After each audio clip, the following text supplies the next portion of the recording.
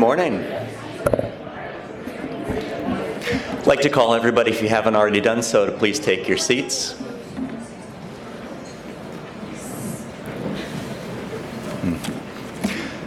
So I'm Dennis Kennedy. I direct Peace and Conflict Studies. I teach political science at the College of the Holy Cross, and it is my pleasure to welcome you to day 2, where you have an excellent agenda ahead of us, especially this morning's session here. I am thrilled to introduce Professor Michael Barnett today, although I suspect, certainly from the conversations that I've heard, that I scarcely need to. His name does really precede him.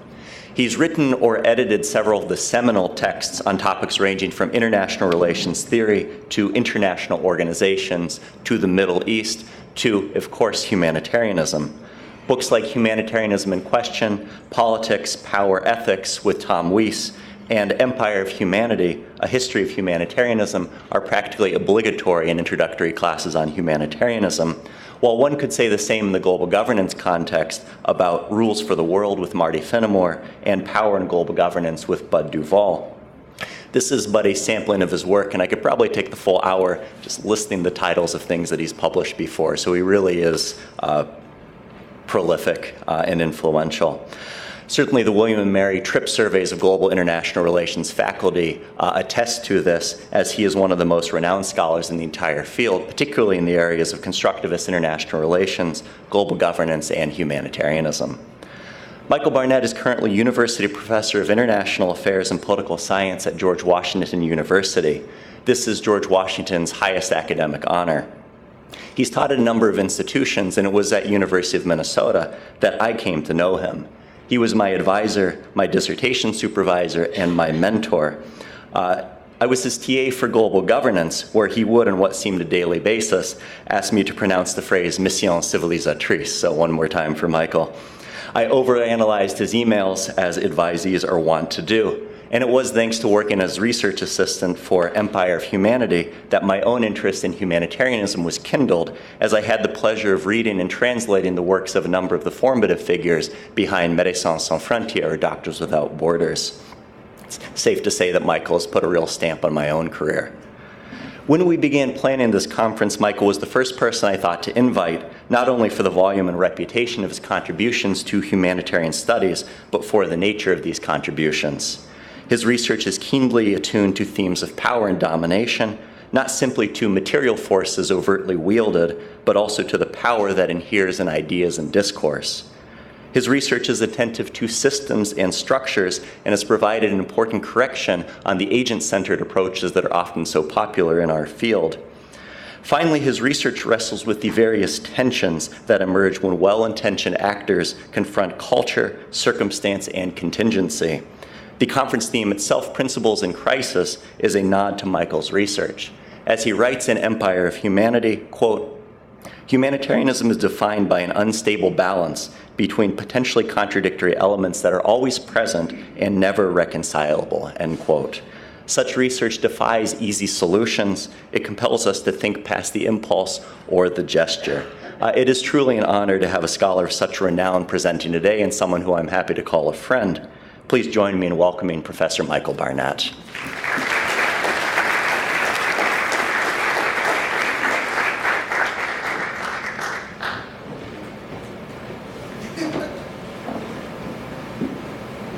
I wish my mother could have heard that. She would be right not to believe it. Thank you, Dennis, for that incredibly generous introduction, and it's a pleasure to be here at the conference. I was delighted to be asked, and I think I immediately accepted. So thank you very much for the invitation and all the logistical support.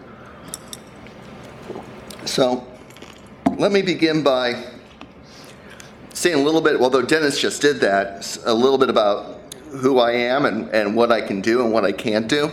As Dennis already suggested, I have spent a great deal of time thinking and writing and teaching on the history of humanitarianism. And so that gives me, I think, a particular set of strengths or skills, which is what I can do is sort of put this current moment in historical perspective. What I cannot do, but thankfully the panelists after me can do, is draw from any kind of field experience. My field experience is generally sort of fighting with archives and trying to get interviews with many of the people that you're going to hear from.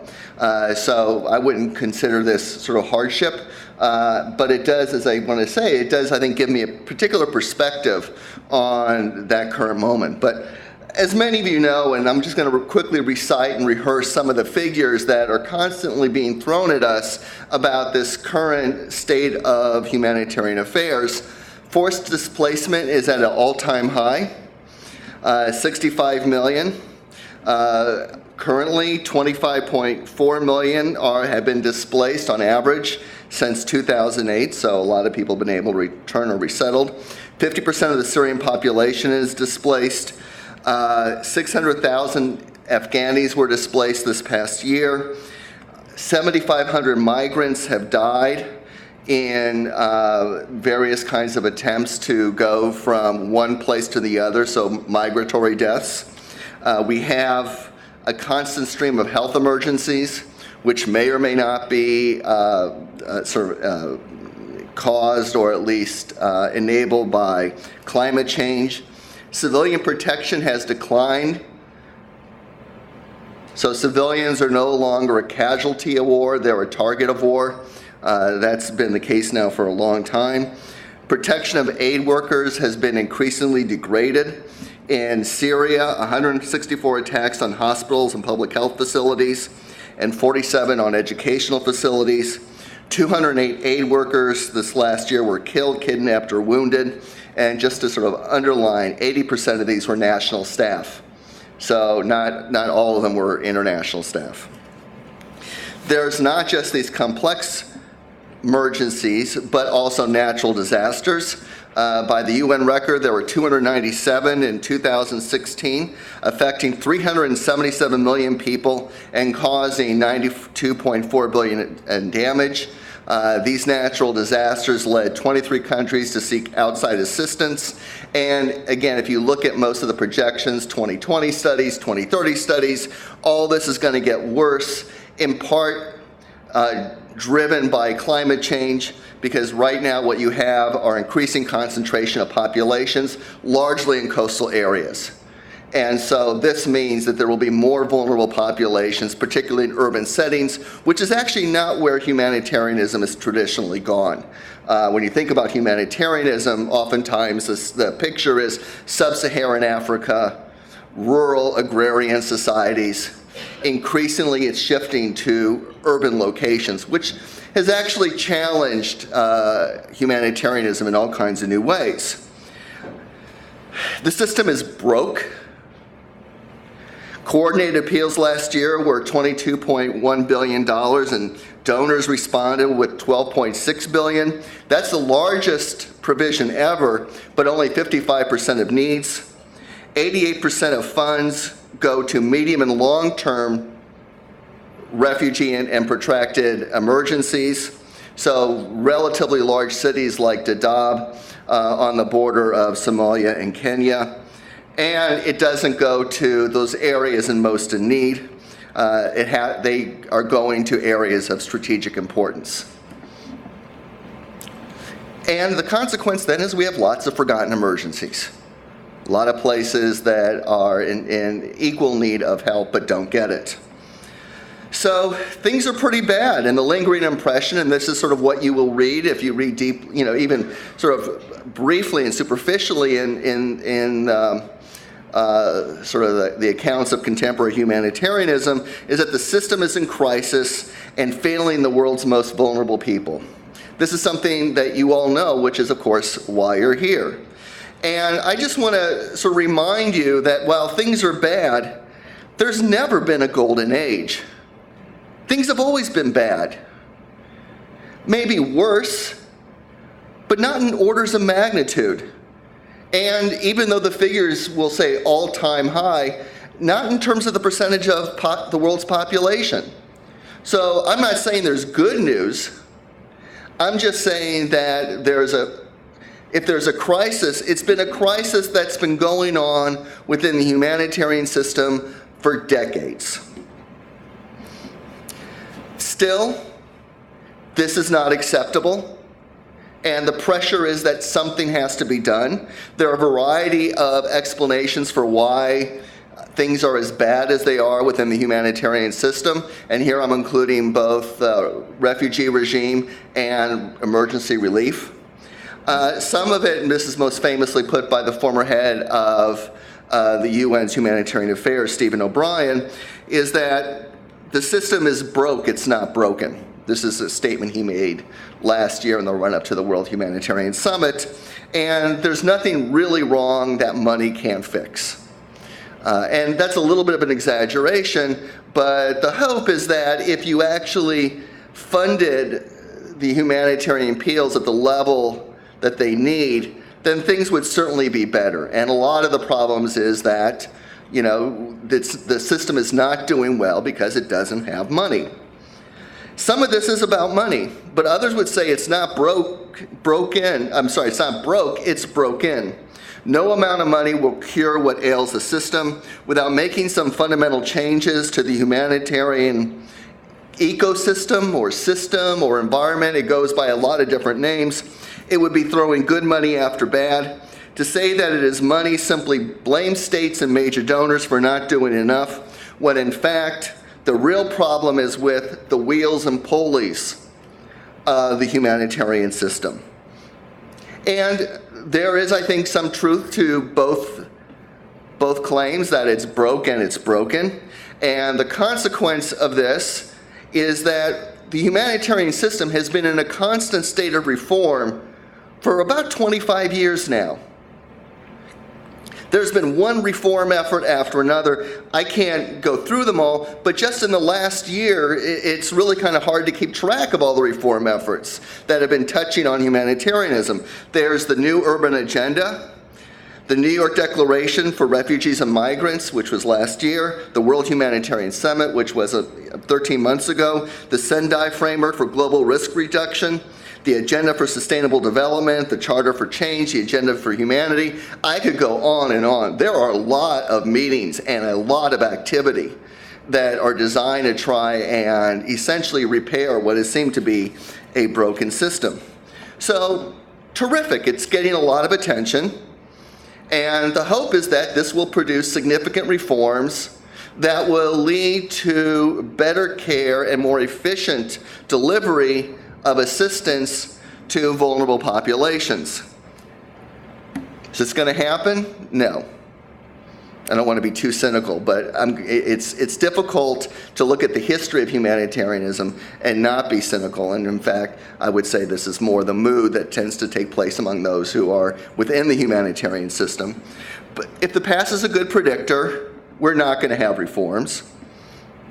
And the reasons are fairly familiar, I want to suggest, with some tweaks. And they go to something that Professor Kennedy talked about at the very beginning, which has to do with power. Just the way power works in international politics. For the refugee regime, it is because it is set up by and for states whose primary objective is to contain the movement of people. That's what it's about. It's about containment. This is not about helping refugees. This is about containing them and trying to make sure that they actually don't move. For the relief sector, it is because of something I will talk about later, a humanitarian club. That there's a humanitarian club that refuses to surrender power to those who are not members of the club, even though it acknowledges time and time again it needs to do so. That it has to move from being an exclusive club to an inclusive club, from basically a Western club to a global club. And in that sense then, and just to be a little provocative, humanitarianism is the last part of global governance almost that still has the strong vestiges of colonialism. What needs to happen is a decolonization of the humanitarian system. Is it going to happen? No. So what I want to do then with my time is talk about these two dimensions of why we're not going to have reforms, but again, to put this a little bit in historical perspective. so I can build my case, even though these reform efforts are ongoing. And I want to first talk about the refugee regime, and then I'll turn to emergency relief and sort of lay out why it is I'm so pessimistic. Well, as I've already said, the purpose of the refugee regime is to contain refugees, to limit their rights, to limit their burden on host governments, and to minimize their disruption to world order. And the best way to accomplish those goals is to contain them, contain refugees and displaced people. And like much of the international humanitarian order, when state power meets humanity, humanity gets the stuffing beating out of it.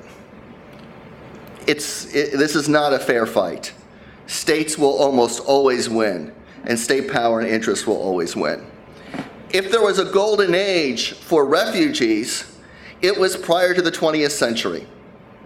There were always controls on movements, but by and large, it was very possible, if circumstances began to decline in your country, it was possible to move. Most of us here around the tables are ourselves beneficiaries of that movement.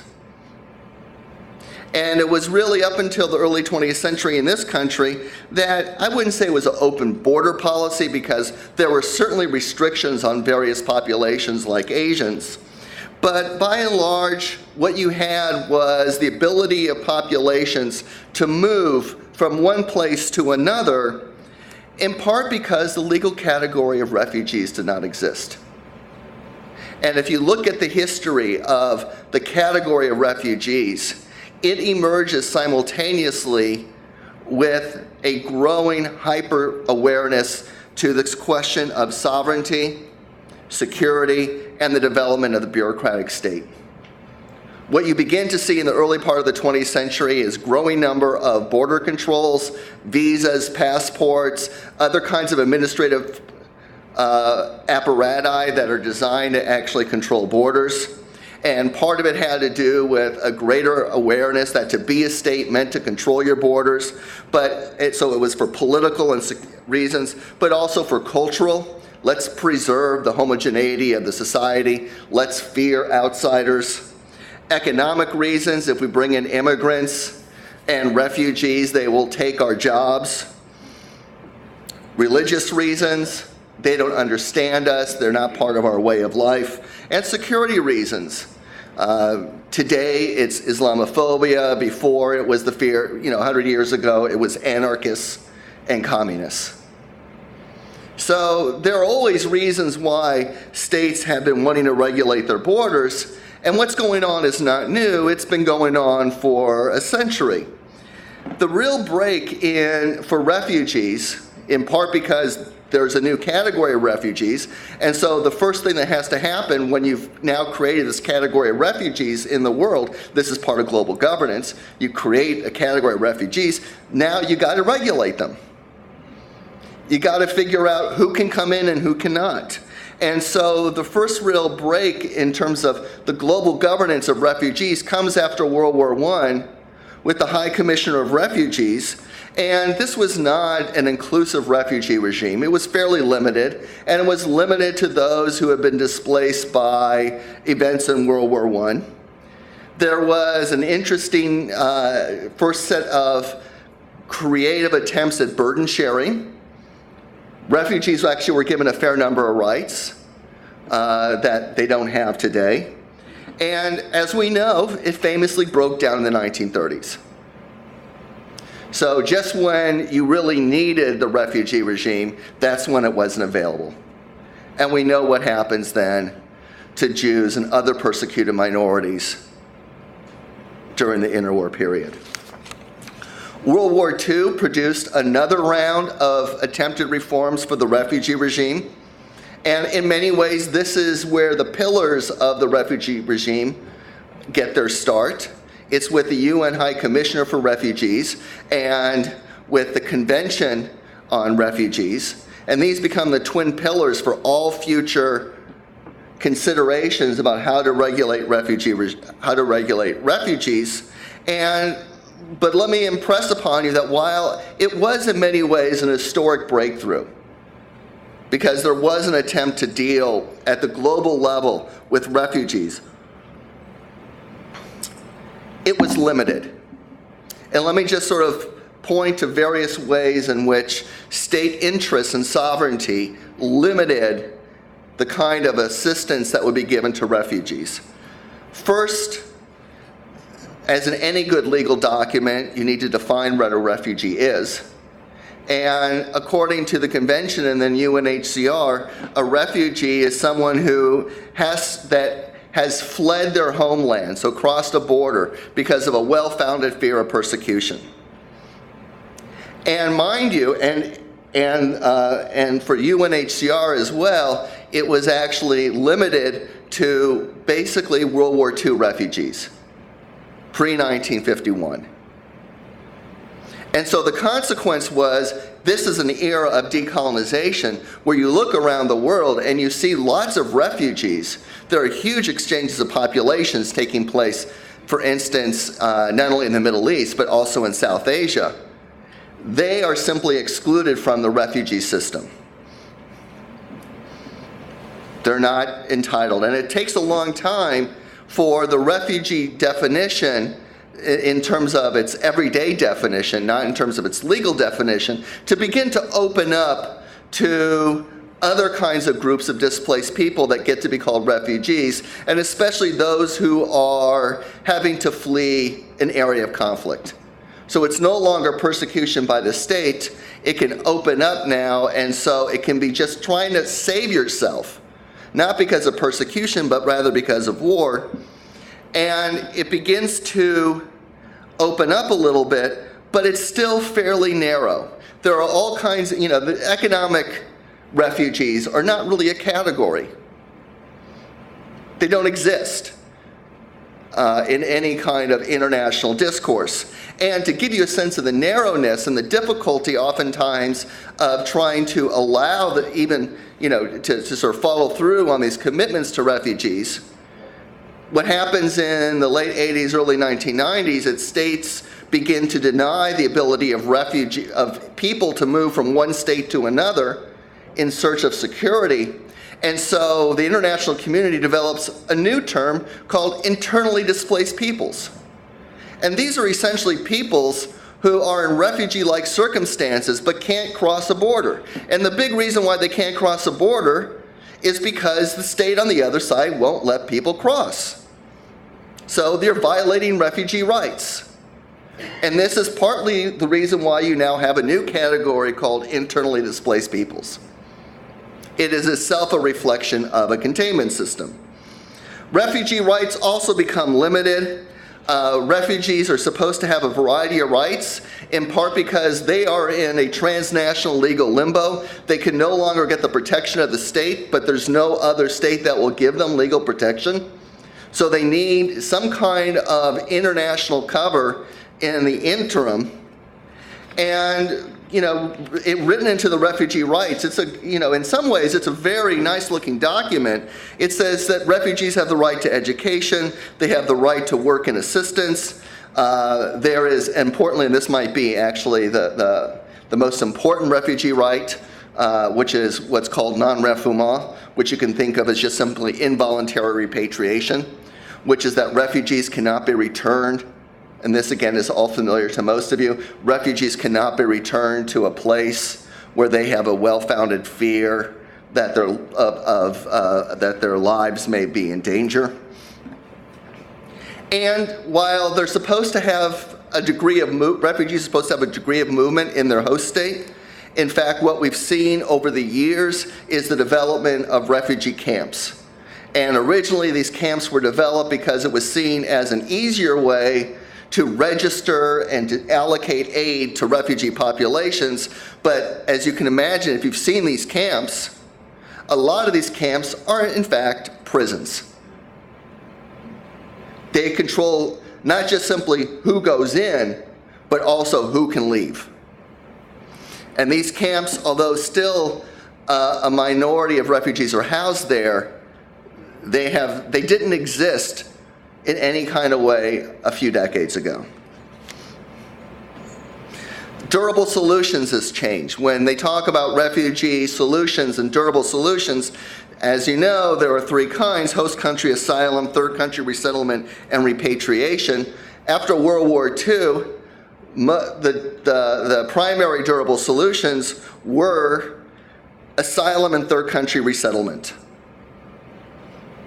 Why? Because most refugees that the West cared about were either those who were still in displaced persons camps after World War II, and a lot of them were Jews who, for surprising reasons, didn't really want to return to their homeland or couldn't return to their homeland. And a lot of these were communist refugees, refugees that had fled from the Soviet Union or Soviet-occupied territories, and it was ideologically impossible for the West to turn them away. So so you began to have, it was an option then for refugees to be able to be resettled outside their homeland. This began to change in the 1980s. Those first two solutions increasingly disappear, and the solution that's left remaining is repatriation. Refugees need to go home. They need to go home as soon as possible, and sometimes even sooner than is frankly healthy.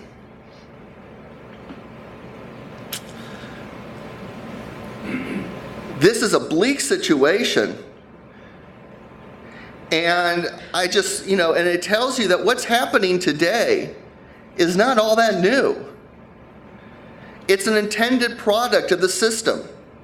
And so while the system might not be working for refugees, it's failing refugees. This is a system that actually works really well from the perspective of states.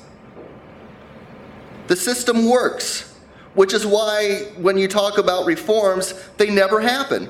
Because in fact, while they're harsh and in some ways torturous to refugees,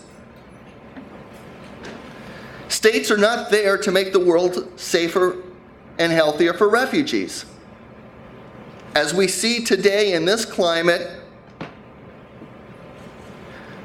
national governments are there to protect their borders, and it's getting more so. So refugee advocates can appeal to humanity and to claims that refugees are not a burden but a benefit to society. This has always been a difficult sell. It's never been easy, and particularly so today. So are we going to see any kind of real movement on reform of the refugee system, as in addition to all these kinds of big gatherings? I don't think so. Many of you are more expert in the refugee system than me, and you might have a different perspective on this, and I would love to be convinced that I'm wrong. That would be great news. So the second area where we've seen a lot of reform efforts has been in the area of emergency relief, and that's kind of a success story if one measures humanitarianism, and here I'm just going to switch to emergency relief and use them synonymously, has grown in scale, significance, and size over the last half century, and particularly since the end of the Cold War. So if we measure in terms of just simply size and money, this looks to be like a pretty successful development. It is, the good news is that we now are supposed to care about vulnerable populations. 100 years ago, we didn't really have to. Now, we have to. There are several concerns that have attended to this massive growth. Too many moving and disjointed parts, which is why a lot of humanitarian reforms are about coordination. Not enough money, so it's broke. And too top-heavy, which is actually the thing I really want to talk about. And the humanitarian system has the characteristics of a club. There are very few at the top. They kind of control membership and access. And you can see this not only in the kind of gatherings and meetings that take place, but you also see it in the field, where you have various kinds of arrangements that often, on the field, that oftentimes work to the exclusion of the local population. There are clear insiders and outsiders. The same insiders have been in place since the end of World War II. Again, they're vestiges of the colonial system. They continue much in the same way. And if you want evidence, just follow the money. There are 5 major international donors, all Western. Again, this is the official humanitarian system. Half of international funds go to 6 UN organizations. And while there are registered 483 international NGOs, it's 10 of them that get over 1/3 of the money. And local NGOs, although they are the first responders, get 0.2% of all humanitarian assistance. 0.2%. This isn't really new. This has been going on for a long time, and the club has had a very difficult time relaxing its membership rules. Some of this is about money and power. It's quite clear that if you're a member of the club, you do feel anxious about opening up the membership to non-members. You worry about what will happen, and I'll talk about some of those concerns. Some of this is about fear of organizational interests. If you actually open up the club, then members of the club have to share the benefits with others. And in a sector which is highly competitive, that's not such a great thing. And finally, I would just simply say that those who power have always been reluctant to relinquish it. Simple as that. So some of this is about power, but in the way that Professor Kennedy said, it's not only about material power, but also ideational power. I want to point to an element of the system that I think is actually really important, but tends to get overlooked. But when you talk to those in the field and in the aid sector, they kind of acknowledge its role, and that's paternalism. Now, paternalism has any number of definitions, but the one that I prefer is the decision by one actor to substitute his or her judgment for another actor's judgment on the grounds that it will improve the latter's welfare, happiness, needs, interests, or values. So think about your parents, right? They interfere in your lives, right? And they do so not just as an exertion of power, or maybe they do, but rather because what they want to do is help you. They're not sure if you're going to make the right decisions, and so they substitute their judgment for yours. And sometimes you trust them, right? Because you think they have your best interests at heart. So it is the belief that one actor should intervene in the lives of another for his or her own good. Consent is not important, and as a consequence, there are some things that are more important than dignity and autonomy. So while you might feel hurt and dehumanized by my paternalistic actions, you're better off. So get over your hurt feelings. Today, of course, paternalism is a sin. Back in the 19th century, it was not. Paternalism was not a nasty word. It was actually something that was assumed to go along naturally with colonialism and humanitarianism. But the emergence in the early 19th century of liberalism and its growth have actually created a strong anti-paternalist sentiment. So it's really beginning with liberalism and the fact that many of us have been, raised in a liberal society that we find paternalism to be such a sin. Why? Autonomy and liberty are central to human dignity. There's an argument that no one can know better than us what is in our best interests. And even if individuals appear to act irrationally or act counter to their interests, they're entitled to make mistakes. And it's by making mistakes that individuals learn. So let people make decisions. And it's just insulting and dehumanizing. And it has all these kinds of ugly characteristics like arrogance and high-mindedness.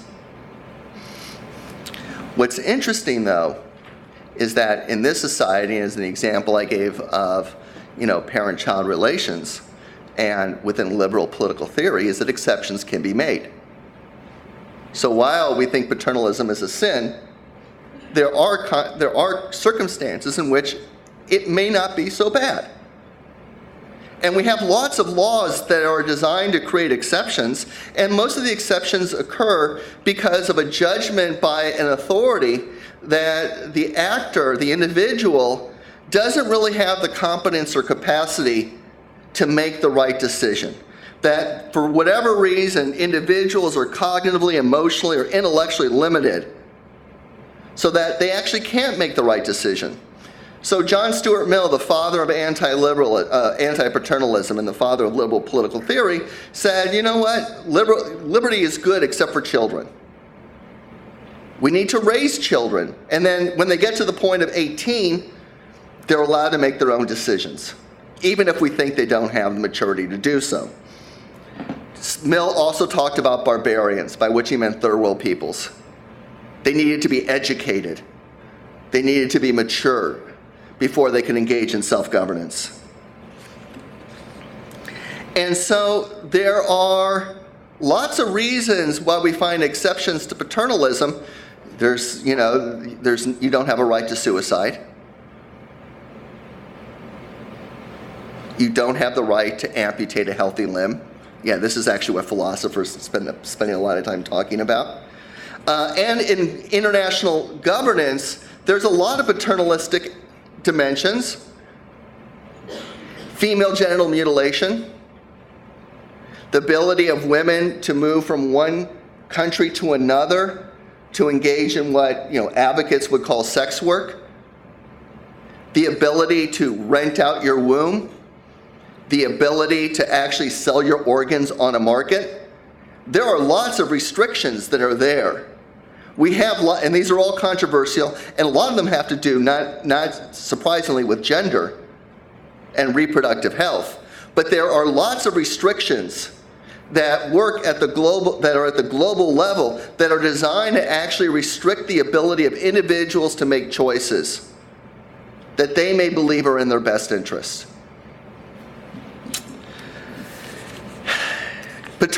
Humanitarianism is not immune to this paternalism. At the core, it is a belief that outsiders not only have a right but a duty to intervene in the lives of vulnerable populations and victims on the ground that they actually know what's best for these people. Sometimes it has to do with a presumption that they are vulnerable and they are victims, and so therefore that itself is evidence that they are not competent or capable. So there is a presumption that they are inferior. There is, on the flip side, if we believe that we know better, the question is, why do we have such confidence? In the 19th century, it used to be God. We believe better because we're Christians, or we know better because we're Christians, and they're heathens. Today, it's not about religion, it's about expertise. It's because we know more. I teach master's students at George Washington University, and as I tell them, they're coming to my class not because they want to learn how to be better listeners. That's not the goal. I want to be a better listener when I work with vulnerable populations. You don't need a master's degree from the Elliott School to be a better listener. Rather, you're coming there because you want to get expertise.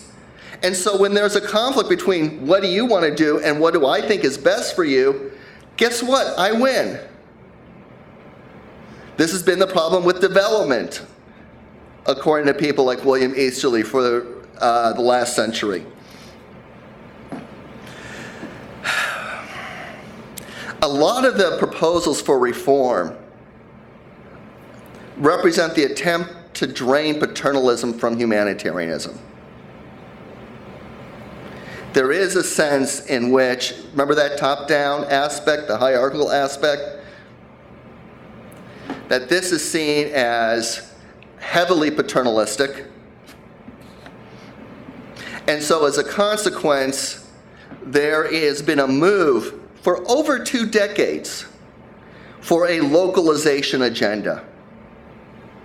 It has gone by various names. Sometimes it's about collaboration. Sometimes it goes by the name of partnership. There's been a sort of more forceful movement for localization over the last decade. The Good Humanitarian Donorship, the Charter for Change, the World Humanitarian Summit. And there are 2 big reasons why this localization agenda has been so prominent. The first has to do with the legitimacy of the system.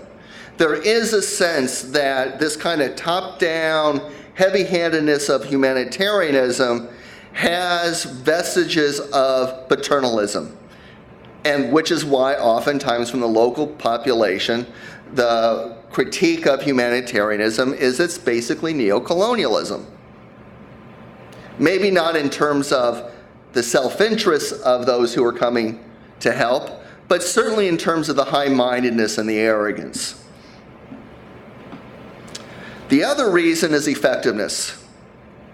That there are a variety of studies that show that it's not only a good idea to involve local populations, but it actually improves delivery and results. This is partly the attempt to move to evidence-based. And what the evidence says is that genuine partnership and collaboration and decentralizing humanitarianism leads to better outcomes. And there is also, if you look at sort of humanitarianism, most of the work is being done by local populations. And oftentimes the local populations are the first responders. I talked to a friend of mine at MSF years ago about the tsunami, and he callously put it, look it, there really wasn't much of a role for emergency relief organizations. When the tsunami came in, you basically died or you didn't on those first day or 2. So there was no need for life-saving relief. There was other relief that was necessary, but most of the work that was being done in those, especially in natural disasters, is being done by local responders. So this is an argument that if you really want to save lives, you should be actually bolstering local capacities. So what we have then is, is a set of arguments that essentially say decolonize and decentralize the system. And the most recent efforts, again, we've seen over the last year have come from a lot of the activity that surrounded the World Humanitarian Summit that occurred in Istanbul last May of 2016. And there were a variety of run-ups to this. And I actually think that the original run-up to the World Humanitarian Summit was as good as I've seen in terms of inclusivity. It was run by someone who's now with the International Federation for the Red Cross and the Red Crescent, Jamila Mahmood. She's actually from Malaysia. She was very insistent that this not be the standard club-like reform, she ran a series of town halls around the world, and individuals were allowed to actually forward their concerns and their conclusions. A lot of them had to do with localization. There have been, as a consequence, 10 work streams that have come out of the World Humanitarian Summit. I would say that most of the work streams, 7 out of the 10, are really about coordination and bringing more money and trying to reduce duplication, trying to harmonize reporting requirements. In many ways, the technical issues that are around humanitarianism, and they're important because, in some situations, aid workers are just simply deluged not with vulnerable populations, but with paperwork. And so free them from paperwork and they can actually do more work in the field. But there have been 3 localization efforts that I would call localization. One is simply the stress on cash transfers, which I think is actually really interesting and could potentially be revolutionary. So rather than the old kind of truck and dump model of relief, find ways to transfer money to people so they can actually make decisions for themselves about how to spend it. This is actually, it's quite innovative, I think, and it's, within restrictive conditions, there's some good outcomes. There has been, secondly, an attempt to, bring more local people into what they call the participation revolution. Beware of anything that's called a revolution, okay? Anything that's called a revolution is probably not a revolution. Someone says revolution, I would look elsewhere. And so this is a participation revolution that's supposed to bring in more local actors. Good luck with that. And then also, there's supposed to be more funding. The goal is 25% by 2020. So go from 0.2 to 25% over the next few years. Yeah, that's going to happen. What's interesting, though, is some of this debate over localization, just to give you a flavor of the kind of, I don't want to say resistance, but concern. Some of it's genuine, and some of it, I think, is smoke. There is a question about who's really local. This is actually unclear. A lot of international NGOs, especially those that are religious-based, have local chapters. So if you're a local chapter of Catholic Relief Services or Caritas, does that mean you're international or local? Are governments international or local? Are you local if you're simply being given money to do things that international actors want you to do? Are the Red Cross and Red Crescent societies local? The Syrian Red Cross, as many of you see, are doing heroic work. Are they local or not? Are private sector organizations local? Which is actually a big deal now because a lot of money now is increasingly going to for-profit agencies. There are greater disputes over what counts as channeling funds to local population. Does it include local capacity building, training, food aid, or does it actually require that you give money directly to the local populations? Why is there such resistance? I can talk about it more because Dennis is going 2 minutes, and I don't know when he put that up. That could have been 5 minutes ago. Okay, I've got 2. Okay. Why? I'll just sort of run through the reasons why there's been a constant resistance to locals. One is that a lot of international NGOs see themselves as change agents. They want to change things on the ground. They want to build back better. Well, a lot of local, NGOs aren't really so, encouraging of change. A lot of them are very status quo oriented. A lot of the people who actually run the local NGOs are the old power holders. So does that mean you're just reinforcing the status quo? There's a fear that local NGOs won't adhere to traditional humanitarian principles. There is a fear that they won't be accountable, because most accountability we talk about now is upward accountability to the donors as opposed to downward accountability to the local people. There's a fear that local NGOs cannot deliver aid effectively, as if there's evidence that international NGOs are any better. International NGOs have poached the best local talent, making it hard or impossible for local NGOs to actually build their capacity, which then creates the kind of, vicious cycle which says, well, I can't find any really competent local people. Well, maybe it's because you've already bought them up. Bureaucratization and professionalization and the growing expertise, which is a real movement in the humanitarian sector, which I think is actually good, which is that, emergency relief is no place for amateurs. That was Dunant's vision. It was crazy. Maybe we should have experts who know what they're doing. So professionalization is real, but if you're going to do, professional standards have been set by the West, and so as a consequence, a lot of the local officials don't measure up. Now, what's interesting, I would just simply point out, MSF has been somewhat opposed to the localization effort, especially within the medical field, because They argue, I think rightly so, that within public health and medicine, you probably want some expertise. And localization may not necessarily do the job, but in other areas, it's okay. And now it's 1 minute? Finish, stop, okay. So, you know, what does it come down to? I think in many ways, as I've suggested, there's an element of paternalism that goes on within the emergency relief sector that makes it difficult to let the power go. It's difficult to surrender power. So, one last thought. Are things going to change? No. And in fact, I think what everybody fears is that whatever gains have been made are going to be reversed. That counterterrorism agendas, the growing populism and nationalism that we see, xenophobia, reduce funds, let's see if the USAID budget gets slashed, reduce funds for these kinds of issues. That will lead to more competition between NGOs. There's a growing backlash against NGOs in many third world states. So, I'm not hopeful.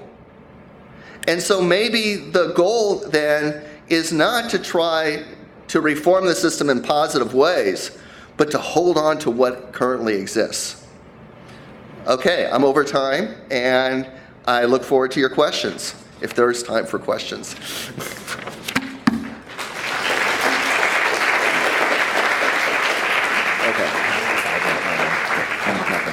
Okay. Are you going to direct? Testing this works. Let's see. All right. Speaking of power, there's no power like holding your former advisor to the clock here. So he. But I ignored him, so it's So you got the give and the take. So we've got about 15 minutes here, and I always think Q&A is one of the most important parts of this sort of thing because you have the opportunity to engage with a scholar of note, someone that you've actually read and engaged with. So I have the microphone here. I'm going to pass it around as I see your hands. And let me ask that you introduce yourself and mention your institutional affiliation.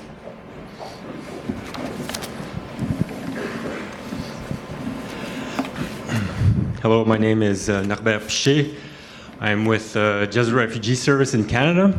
My question would be, after listening to you, would the answer be like in Star Trek, the Prime Directive, no interference whatsoever? No.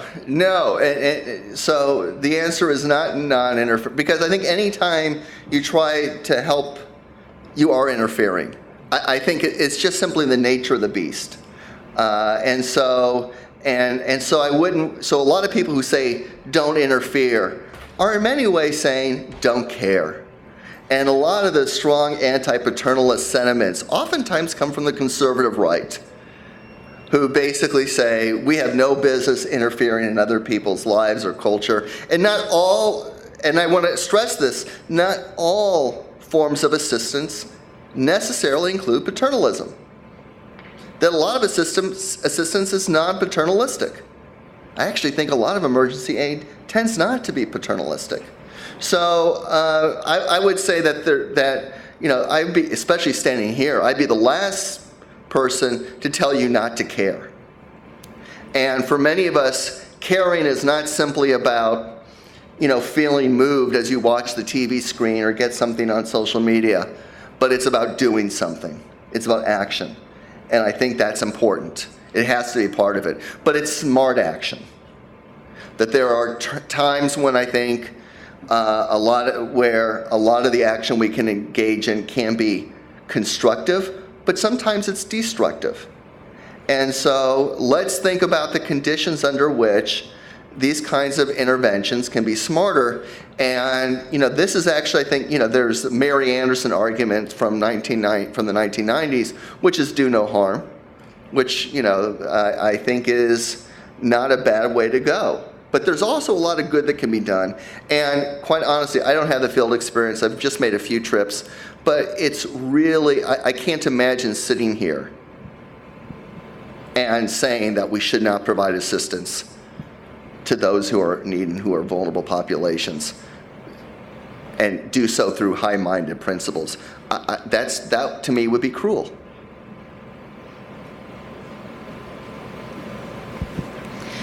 Hi, thank you for speaking. My name is Rachel Recker. I'm from Fordham University. You sort of just answered kind of what I was wondering with that last sentence there, but I was just sort of wondering, like, do you believe in this work, and why are you still in the field, and why are you still teaching, and why should I be here? And if you are doing anything to change it. Me? Am I doing anything? No, I would say, to be, and this is not to be self-effacing. I mean, yes, I think I do make a difference through teaching.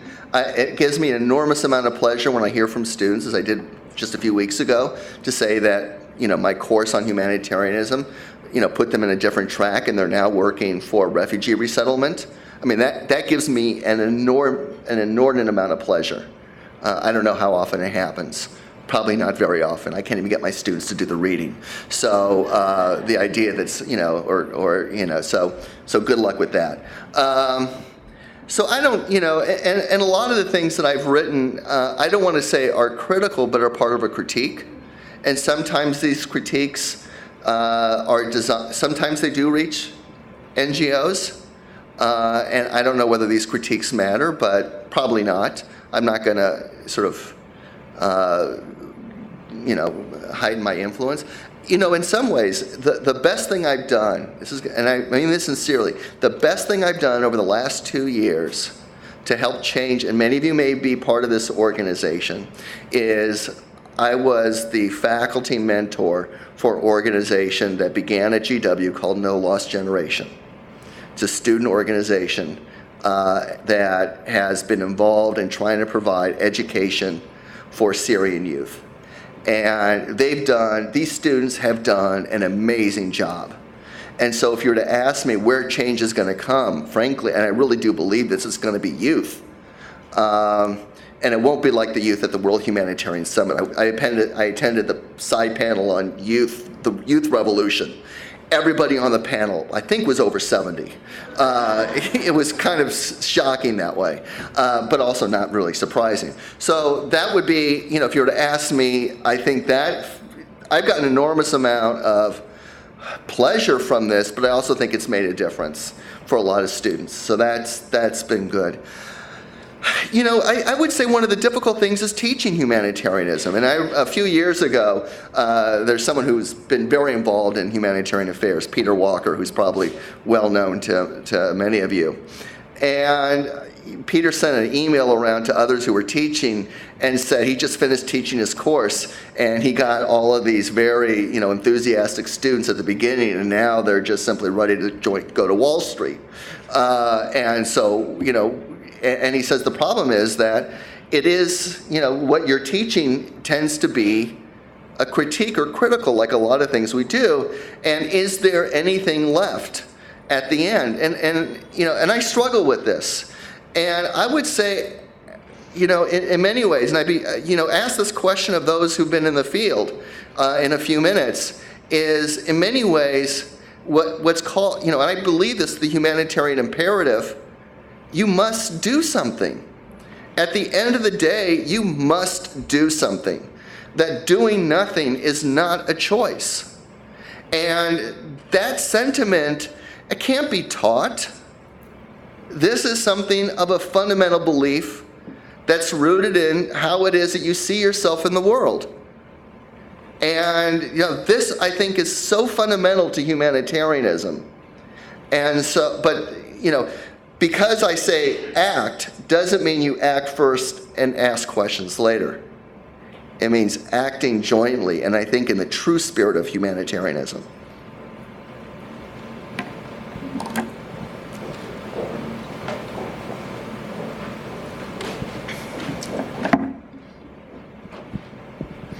Hi, my name is Austin. I'm from Georgetown University. I was wondering, are there current efforts to modify the definition of refugee under the 51 Convention, and do you think those will ever be successful? Yeah, I think right now the current concern, as I see it, in terms of the definition of refugee, I think the fear, overwhelming fear, and again, there are people here who spend a lot more time in refugee affairs than me, is that you might see a rollback. That you see a lot of states saying, you know what, we've expanded the definition of refugees, so it's no longer consistent with the convention definition. And what we need to do is actually roll back to what previously existed. And so there are a lot of people, at least that I've talked to, who worry that if you were to have a summit that was to redesign the refugee regime, refugee convention, as they did back in 1951, you would not have the same rights and definition. It would be a lot more restrictive. And so there is a kind of don't touch it because it could fall apart. So, and some of the interesting developments that have taken place in terms of refugees and persecution have actually come not at the international level, but at the national level. So, for instance, so the definitions of persecution didn't used to be about persecution over one's gender or sexuality. But increasingly now national governments, France and the United States, are, saying persecution and you can seek asylum if in fact you can demonstrate that that you're being persecuted because of your sexual orientation or because of gender crimes.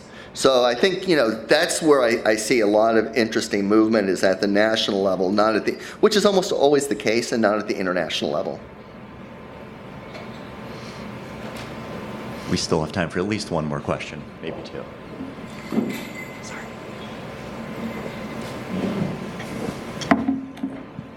Hi, my name's Emily. I'm from Holy Cross. And so my question was regarding the future of USAID and the budget. In Mark Green's hearing, he talked about how the point of this work is to end the need for it. And given that in the new administration, what do you foresee happening with the possible absorption of USAID into state and the slashing of the budget? This is awful. I mean, I could just stop there, right? It's awful. It's not surprising, and I'll just be, I'll be blunt about it. Look, we have an administration right now that has made it clear. To my perspective, there's an absence of compassion, fundamental absence of compassion at the local level. To the national level, there's been a rollback. You're not going to find generosity at the international level if, in fact, you have a cold heart at the national level. It's just not going to happen. So what is taking place, I think, is, these are not, for me, separate issues. These are all of a piece. That what's taking place is simply rollback of the role of the state domestically and internationally on various grounds. But at the end of the day, whether you want to call it an absence of compassion or cruelty or something else, things that could be done are no longer being done, or the perspective is that they're not going to be done. And so, my knowledge of what's taking place at state at USAID, positions are not being filled. And it's not, sometimes it's about not getting the right candidates. A lot of it is a lot of people who I know will not serve in this administration. But the lack of filling these positions is also a strategic decision. Let's just leave them unfilled. There's no urgency because these things aren't important. And one of the side benefits is that if we don't fill them, and so so that the U.S. foreign policy machinery grinds to a halt, that just proves the point that the governments can't do their work. So I'm very, it's a little weird to say that, and I guess a little strange, although it's often been the case that we're hoping that the Republican Congress can save things. There's a lot of powerful interests in Washington that are okay with the status quo and are going to fight this, I think. But we'll see what happens. For me, it's in many ways heartbreaking. This does bring our time here to a close. I hope you will join me in thanking Professor Barnett for sharing his expertise.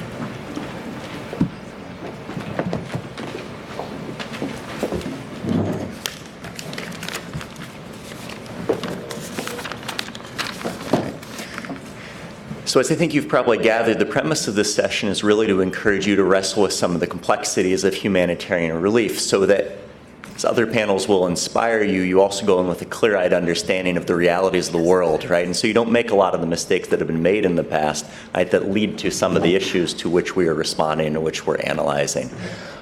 It really is a pleasure to welcome these three excellent panelists up to the stage, each of whom could be keynotes in their own rights. And what they're going to be doing is reflecting in their various ways from their experiences and their expertise on principles in crisis and some of the complexities facing humanitarian relief. And so I will introduce them all, and then we will go in alphabetical order, which I believe is the order listed in the program. I've told them they have about 10 minutes. I will try to hold them roughly to that, maybe give a little bit of wiggle room here. But again, the point is so that then you get a good amount of time for Q&A to actually engage with these scholars and practitioners. Dr. Haitham Kafarani is an assistant professor of surgery at Harvard Medical School, the director of patient safety and quality in the Division of Trauma, Emergency Surgery, and Surgical Critical Care, the director of clinical research, and the co-director of the Trauma Injury Prevention and Outreach Program at the Massachusetts General Hospital. He is also, and especially relevant here, an active conflict area surgeon with Médecins Sans Frontières, Doctors Without Borders, with experience in the Central African Republic and the Democratic Republic of the Congo. He is a leading and pioneer surgeon scientist nationally and internationally with more than 130 published textbook chapters, scientific manuscripts, many of which focus on improving surgical outcomes, patient safety, and quality benchmarking of surgical care. Dr. Emily Lynch is an assistant professor of anthropology in the Department of Social and Cultural Sciences at Marquette University. Her research focuses on forced migration, violence, and the humanitarian apparatus that serves those affected by conflict, with a focus on Congolese refugees in Rwanda. She's currently working on a book manuscript entitled The Dark Gift: Time and Humanitarianism in a Refugee Camp. And finally, named that you're already familiar with from his panel yesterday, Dr. Charlie McCormick, who's an advanced leadership fellow at Harvard University. He serves as executive in residence at Middlebury College and is the senior fellow for private development assistance at Interaction. And he also works with various international think tanks. For nearly 2 decades, from 1993 through 2011, Charlie was president and CEO of Save the Children, which is the world's leading independent nonprofit organization serving children in need. And from 2006 to 2009, he chaired the board of Interaction, which is the National Association of American International Humanitarian and Development Organizations. As I said, I've asked them to take about 10 minutes each. They will speak in turn, and then this will leave time for Q&A at the end. So I'd ask that you hold your applause for the end. And Haitham, I will get your slides here. There is a clicker if you're more comfortable being seated. It is your call. Oh, sorry. Great.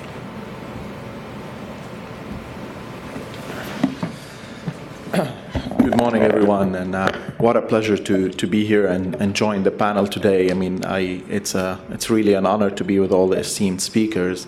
So, before I start talking a little bit, can I just have a show of hands, especially from students, of who is potentially interested in doing work with Médecins Sans Frontières or similar organizations? Please don't be shy.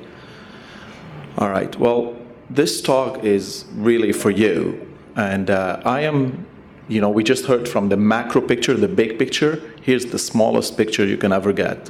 What does it feel to work with Médecins Sans Frontières or other humanitarian organizations? And I'll have in the end a little bit of my thoughts about the big picture. As you can see from my introduction, actually 99% of my talks are very heavy on medicine, surgery, statistics, and I rarely give these kind of talks, but when MSF asks me to do that, as well as Dennis and everybody, I respond. So it feels very personal with me, and I will keep it this way. So I have no financial disclosures here. I really, really tried hard, my absolute best, to have no graphic images, but I also cannot sugarcoat things too much. So there will be some pictures from surgery. All these pictures are my personal pictures. Every single patient picture you've seen, I've asked them their verbal permission to be placed. But if you feel you don't want to see these pictures, when I reach something about the cases or something like this, if you want to step out, that's fine too. So my goal is really to let you fly with me to the field. This is the micro picture. What is the real reality of things? I have my own thoughts about the ethics of it, the value of it, but my goal here is going to just fly with me, have you fly with me to the field for a little bit. And because I don't want to make it too romantic, I'm going to share two of the many tough moments I've had on these missions. And then in the end, then why do I do it, which hits a little bit of what Michael talked about. So I'm an MGH acute care surgeon, as you see. I've been doing MSF for about 4 or 5 years now. I've done 3 missions. Each one of them is between 4 and 6 weeks. Remember, MSF, even though, what was mentioned, actually 90% of the workers in any missions are local. So wherever you go on a mission, 90% of the workers are from the area. And that's the whole security motto of MSF, is you are within the community. That's why there are no guns with MSF to protect anybody. Sometimes it has its drawbacks, but no guns at all, and 90% is the staff, they tell you if something is going wrong, is local, and it's supplemented by 10% of staff when the expertise is missing, and only 20% of those 10% of staff is really medical. So remember, if you are an anthropologist, you are a logistician, you are an engineer, you are administrative, whatever you can, there's 80% of that work needs to support the people who are doing the medical work. So these are my missions have been mostly in the Central African Republic. I am Middle Eastern in heritage, so they avoid sending me to these areas for my own personal safety.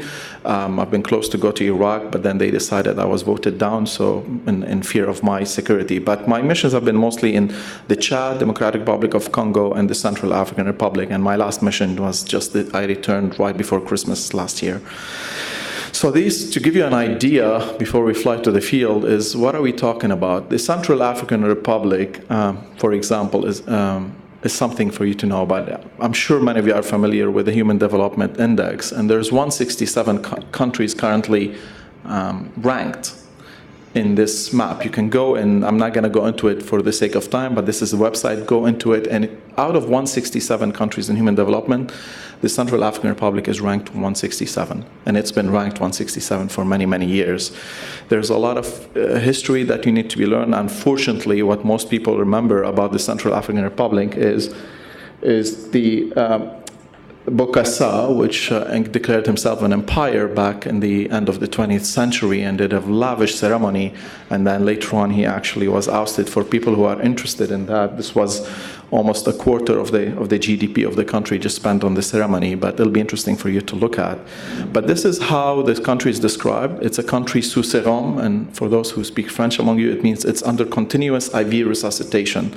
It's a country where the life expectancy is 45 years. I don't recall seeing anybody above 50 in all my time there. And there's less than 5 physicians per 100,000 people. It's the lowest of the lowest. And there was no surgeons there. And the reason I know is because my first mission was in the Central African Republic back in 2012. And I was getting briefed on my mission in the capital. I had flown from Boston to Paris, from Paris to Bangui, which is the capital, and my mission was on the borders with Chad up in the north, and I was asking, well, if I have something I don't have the capacity or the expertise of doing, what do I do? People laughed because, as they said, you're going to be the only trained surgeons. That didn't mean there are other people doing surgeons, but this is the situation we're talking about. 0 surgeons in a country the size of France. The DRC is another country. Again, as you can see, I have a little bit of a history buff myself, but what I would recommend if you're interested, these are some of my 2 favorite books about the reason. This is a very famous book, King Leopold's Ghost, but I actually think this book is better. It's a newer book and goes into the history, and actually a lot of it's told by the locals. The author did a pretty good work looking at the local perspective of the history even before the colonialism by Belgium. And for those who don't want to read, this documentary, Virunga, was nominated for the Oscar a couple of years ago, and it's a very, very interesting documentary that I encourage you to read. It's on Netflix, and it's actually exactly in the area that I've been before. It's a country 2/3 the size of Europe, has 66 million people. These countries are pretty much off the map of any news. My last mission in December, there was a genocide that happened in Central African Republic. Actually, this genocide is continuing to happen as we speak because I follow some specific news.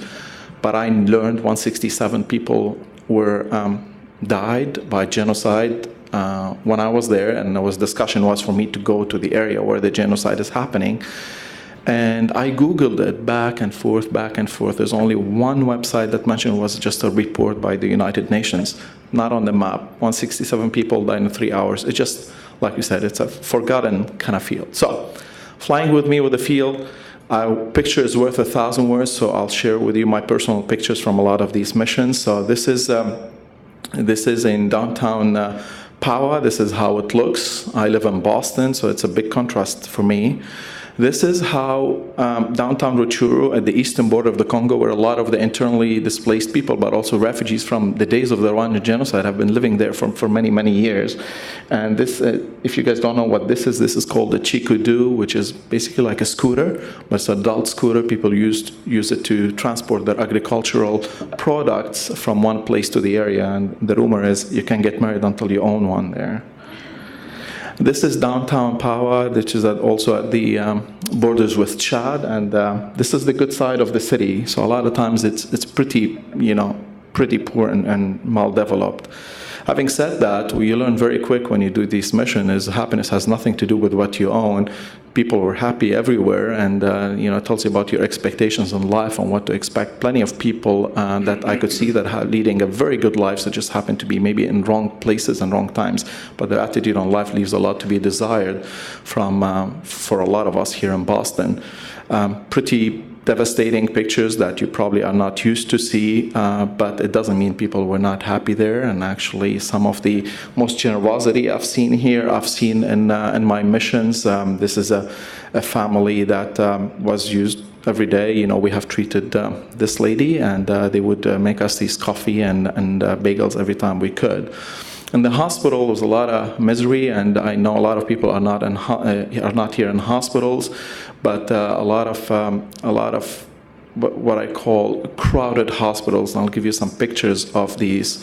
Having said that, the family support there was better than the support in Mass General hospitals. I've never seen a patient there without all their family around them, and I found, fortunately, in Mass General, I see a lot of people die without anybody next to them. So when I talk about crowded hospitals in areas of refugees, this is what I talk about. This is one of the hospitals I've been to, and I don't know if you can see, but this is the theoretical capacity was 310 beds.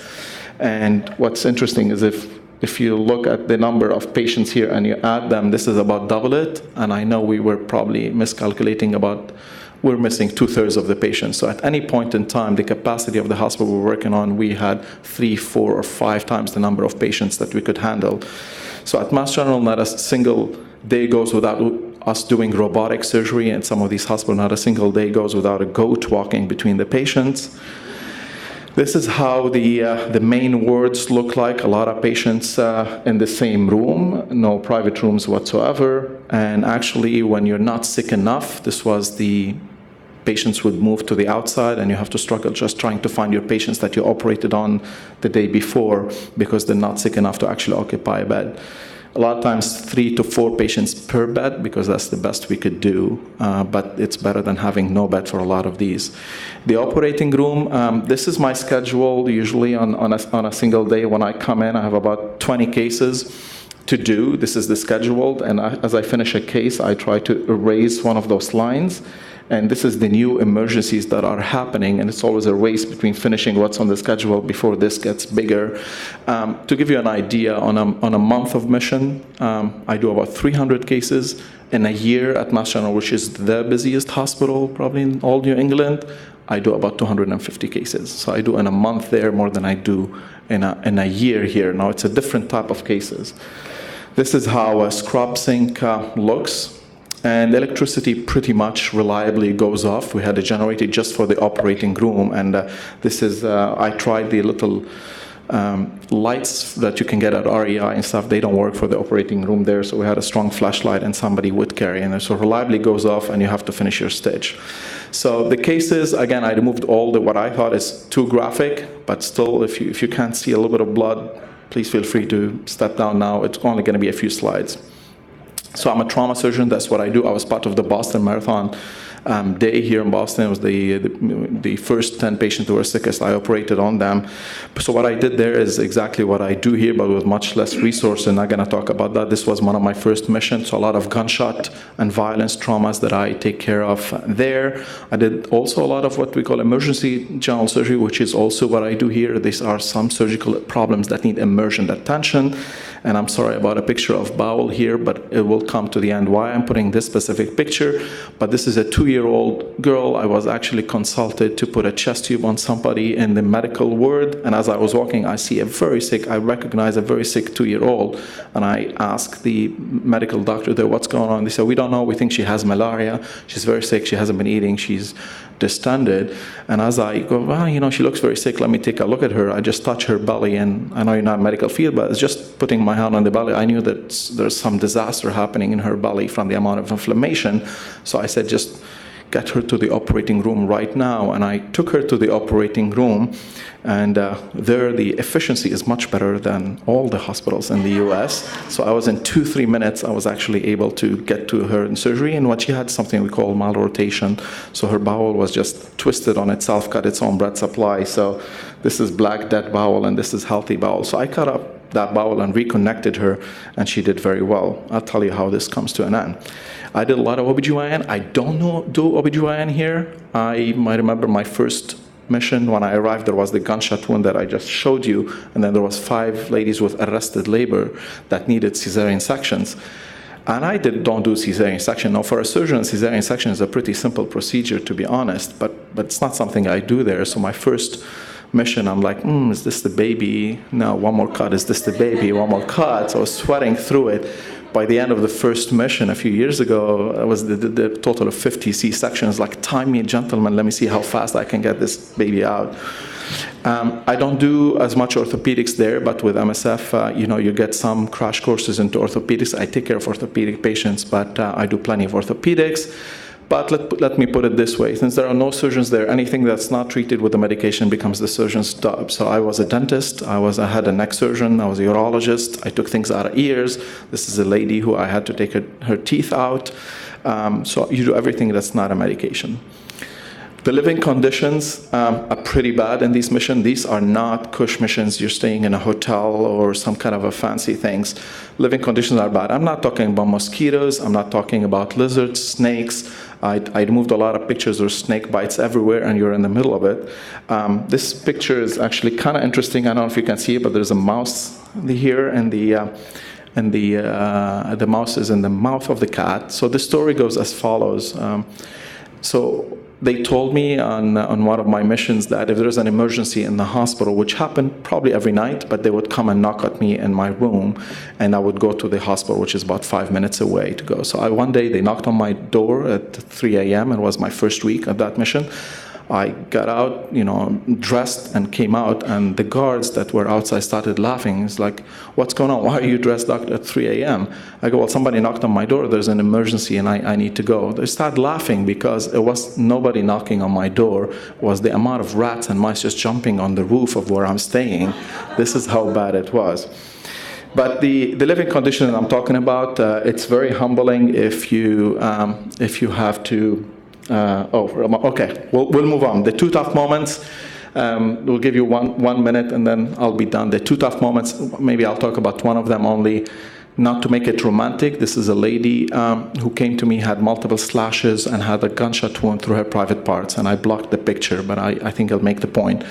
And I insisted on asking what's going on there. And then when you learn that this lady was raped by 7 militiamen and then was shot in her vagina, and I saved this life lady, but it makes me question how good I am in doing this, because probably this lady's being dead is better in terms of how she's going to ever recover from these things. But the atrocities of things you see in these missions is pretty bad. The second pretty tough moment is my exit from the Congo. It's security-wise, it's pretty tough, and I was pretty much under gunfire, never came under the gunpoint myself. I was going to give you a picture of how we escaped kind of basically between our bags. And was every half mile we stopped to make sure the next half mile negotiate with the militiaman to exit, but that's pretty humbling. I'm going to skip the video to respect Dennis. Why do I do it? The 2 slides of why do I do it and my big theory. I have 3 kids and I have a very good career. This damages my career, if anything. So why do I do this? Quick, there's a non-selfish answer and there's a selfish answer, and this is the micro picture. The non-selfish answer is because this is Marie, this is the 2-year-old that we were able to do the bowel surgery on. Maybe she'll become one day, like I did, a surgeon at Mass General Hospital. Who knows? I don't know that, and I'm giving her the Band-Aid that she needs for that worst time of her time. This is Noella, a lady that was able to get her out of life-threatening infection. On my last mission, I operated on her the first day I arrived. On the last day, I did her last surgery and I released her to go celebrate Christmas with her family. It's worth it for these people, and that's the non-selfish answer. The selfish answer is, this is not me in this picture. Could have been me, because I grew up in civil war myself in Lebanon, and it was pretty devastating. I was on the receiving end, and I have my own theories about parachute volunteering, and I'm not a big fan of it. But there's something psychological in me that keeps me going to these areas and serving when I can. So this is my non-selfish answer, my selfish answer to it, and I'll be happy to take any questions at the end.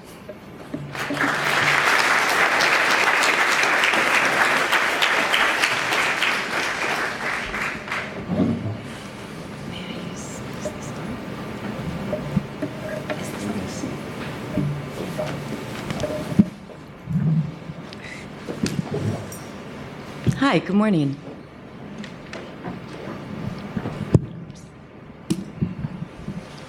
Hi, can you hear me? Okay.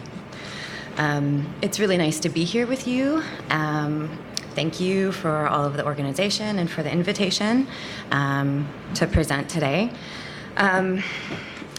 I don't know, again, if any of you have taken social anthropology courses, but it's important to note that as an anthropologist, the work we do is to not seek to fix or to resolve cultural and social questions, but rather to open them up and to understand them. And so what I'd like to share with you today is part of some of my writing in progress, part of my ethnographic manuscript. And it's really about a refugee camp in Rwanda called the Gihembe Refugee Camp. And it's about everyday ways of killing time in this space. Refugee camps are places where ethnographically we know very little, and that's no coincidence. Refugee camps are notoriously difficult places to get access to as researchers and as social scientists. Rwanda, in 2010, the site of multiple refugee camps, more than 60,000 Tutsi Congolese have waited since 1997 to return to their homes in eastern Congo. North Kivu, their home, has been an area of instability for nearly 2 decades, leaving refugees unable to return and not welcome to remain in Rwanda. With meager provisions for food and shelter, the pathways to repatriation or the good life from the camp feel impossible to the people who live there. It is a suspended world where temporary conditions turn out to be indefinite, and a space of exception where life is kept living while riddled with constraints. And yet, they tell me, There are ways to find small comforts, even if they also harm, in and despite them and these conditions. Based on ethnographic fieldwork since 2010, this talk explores the way refugees kill time as much as they actively watch time pass through their participation in market and town trips, song and prayer, collaborative neighborly visits between camp quarters and distant refugee camps, and other modes of regular informal greetings. This talk is concerned with competing forms of temporal discomfort and dispossession, that is, the removal of subjects from the linear order of time and the accompanying difficulty this creates for refugees to locate themselves as continuous subjects. In other words, how do refugees narrate this experience and locate themselves within it? How do refugees reconcile the pain of protracted exile in the profound openness of the future, and also in the past of grievances and genocide and horrific forms of violence? The start of my fieldwork in the Gihembe refugee camp was routinely chocked full of stories of returning home to the DRC and the ideal lives that refugees had once had there. But 7 years later, the time and narrative of going home has changed the ideal visions for most refugees and their location and position in the world, and how they kill time in the present tense. In 2010, refugees told me about how they practice patience in the everyday. And at that time, the emphasis was on having lots of time to practice with, they would say. And they would use expressive idioms to place the camp within sensible forms of time. Refugees talked about wasting time, making do, finding time, the tolls of life, creating distractions. They talked about how nothing grows here in the camp, especially in a good or right direction. And now, more than ever, this sentiment is even more emphasized. The common narratives in response to my questions about returns and dreams and futures, they are repetitive, and many friends say, it is only to lay here and to die here. More stories abound as my closest friends talked about the mad men and the mad women who rove in the winds of invisible voices, and how these voices come to touch everyone in the camp. For some who have already gone mad, they will say, we fear that death is not even the end of it for them. Perhaps Jesus could save them. Our lives, they will say, have been a circle in and of the life of degradation. We are among so much darkness. We roam without purpose, in circles, waiting it out, wanting to find our own way out without success. And then we pray. Seated many times, many days on top of this mountain in the fogs and whispers and hopelessness, we sing their songs. They're about redemption, the Gospels according to the good Pentecost gods, who are felt to be distinct from the gods of death or the gods of madness. And refugees send prayers and wishes and hopes to their God, even though they are not immediately granted any of their desires. Nearly 20 years now of unanswered prayers haunt them. A distinct belief that perhaps this is a way to avoid another infection, that is, of becoming mad or like others. They say all we can do is to keep praying. Flash forward to another afternoon day in the camp in 2015. We perch. We're in the more lazy hours filled with boredom in the camp. Those hours, they pass even more slowly. Another friend, who I will call A, tells me, we only believe what we see. Instead of lying here and dying here, we can only realize what we see and people do not believe. And we are now motivated by our fellows who have managed to escape the camp in resettlement to the US. They offer us a kind of comparison. And there is nothing good here, no matter what kind of job we can get, if one at all, if a bag of rice, if at all, or a medicine, or to take care of our parents and siblings, if and yet. And he trails off like so many others, relaying his words eventually in whispers, and says to me, "Time has a way with all of us, friend. Where there is no time, nothing can grow or become. Nothing changes till death created time to grow the things that would kill us with the rebirth, but only the rebirth into the same life that has always been the truth of Congo and the truth we have, therefore, always and will always be born back into."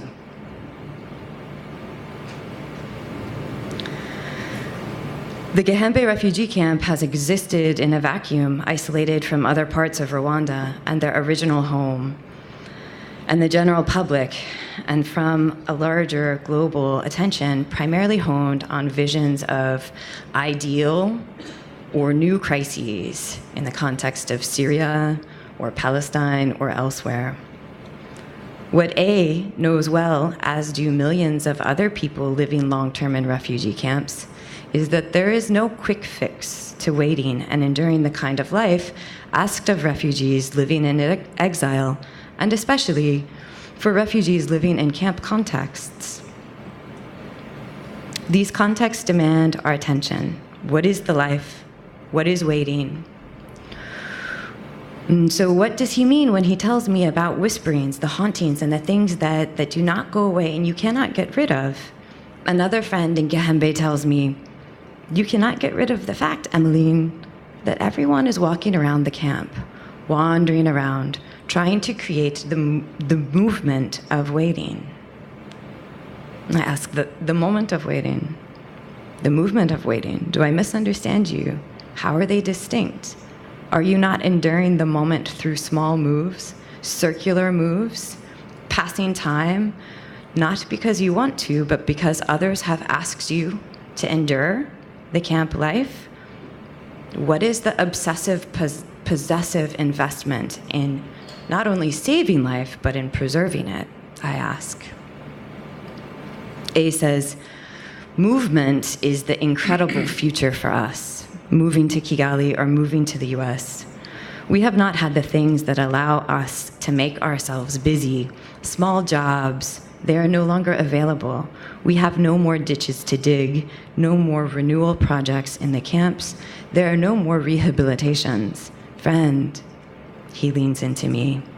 The UNHCR, JRS, ARC, ADRA, World Vision, or other partners. They do not openly say the camp is closing or that we will all be resettled. They're only rumors based on what they see. And we base our rumors on what we also see. Indeed, the paradoxes and questions to vision and sovereignty and ways of seeing and living are more than relative, I think. But so what, I ask? In 2010, there were robust conversations about what UNHCR does and plan to do for the Gihembe refugee camp. How will the UN make it safe to return to North Kivu? How will they bring security to the region? In the camp world, time, again, has reared its ugly head. It marks and asserts itself as much as it leads refugees, and year after year they struggle to keep track of all of the years, despite all of our efforts. A and other friends, now also women and older refugees, sound back loudly. UNHCR does not care anymore, if they ever did, if they ever facilitated our lives here. And yet, they continue to. And I think of a time about a year ago where someone I will call S sits with me. She says, "So, we are now in the business of understanding different kinds of time, and we are competing with the small information we have and our little means to do so. We will continue to compare the types of futures and presents We have, and as we do so, we will continue to ask back loudly, how do you survive the rest of this life in the camp? Is it a bad choice we make to continue here? There are no good options. There's no return. There's no good life in camp life. And there's only too much time to grapple with. Thank you.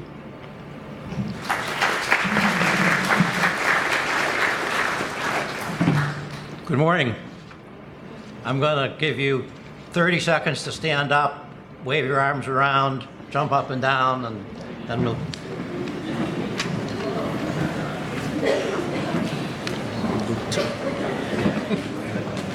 They've been sitting for an hour and a half,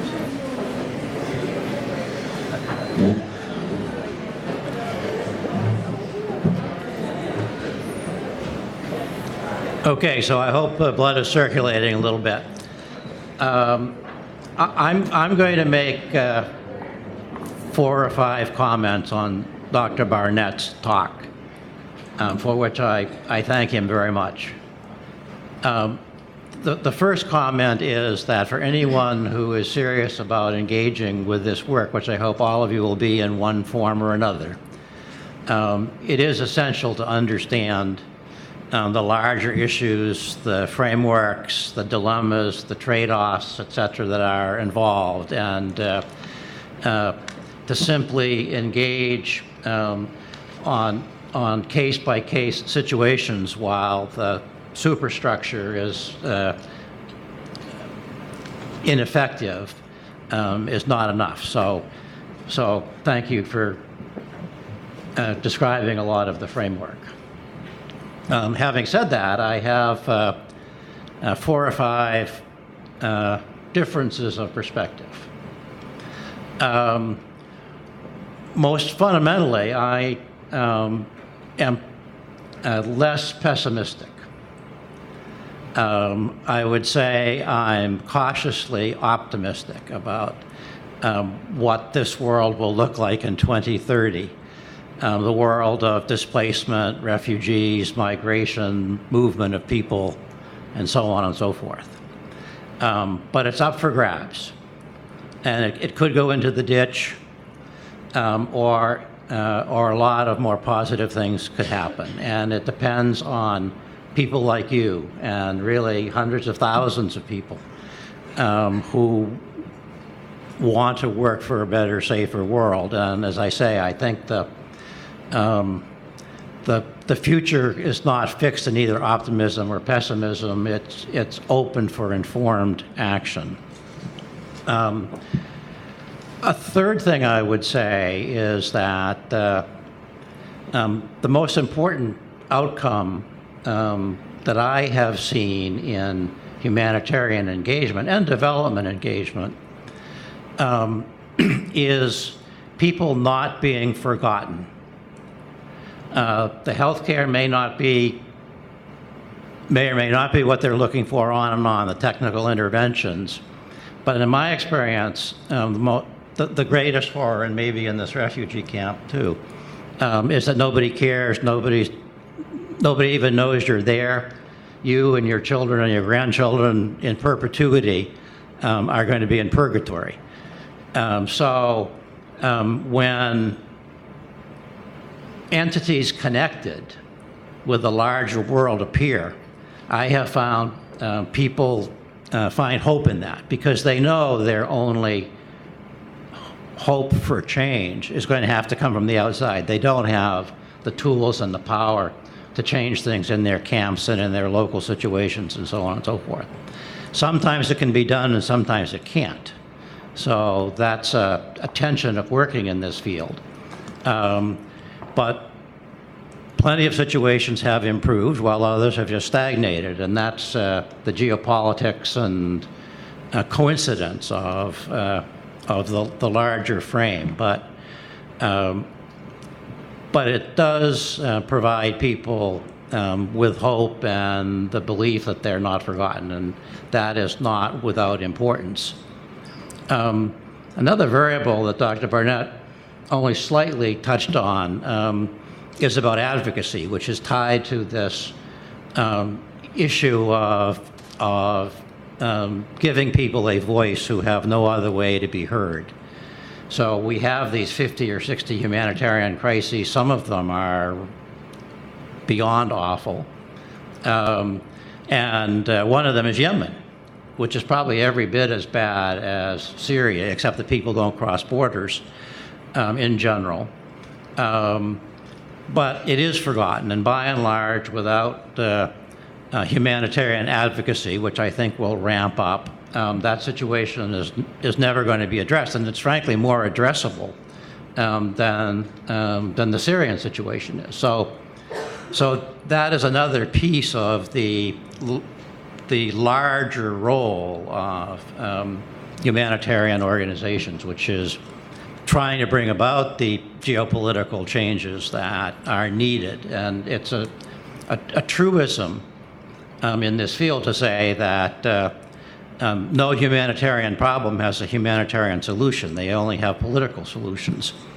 And humanitarian organizations in lots of levels are doing more and more advocacy and more work trying to bring about those larger solutions. And sometimes it does work. Not always, but sometimes. So those are all some things to think about.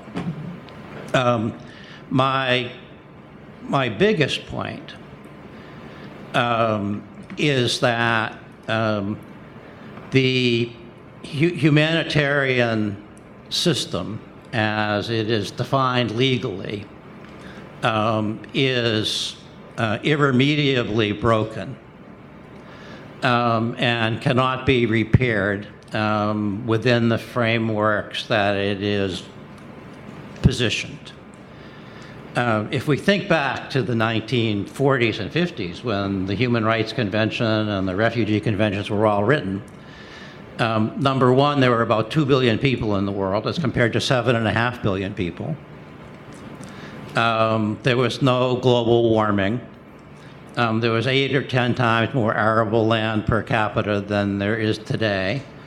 Most of the world's population lived in colonies. They lived in rural areas. There weren't cities. One could go on and on about the different conditions that the world faces today. So in my opinion, and you can argue about this, the best refugee convention in the world and the fullest amount of money for what are called refugees is not going to resolve the issue.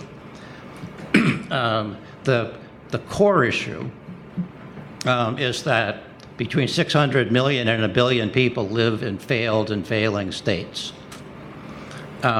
Places that are corrupt, oppressive, violent, hopeless, hungry, young, urban, and educated. So people are not going to be content to sit in these 50 countries and see themselves and their children and so on and so forth live in the same way that was described in that refugee camp.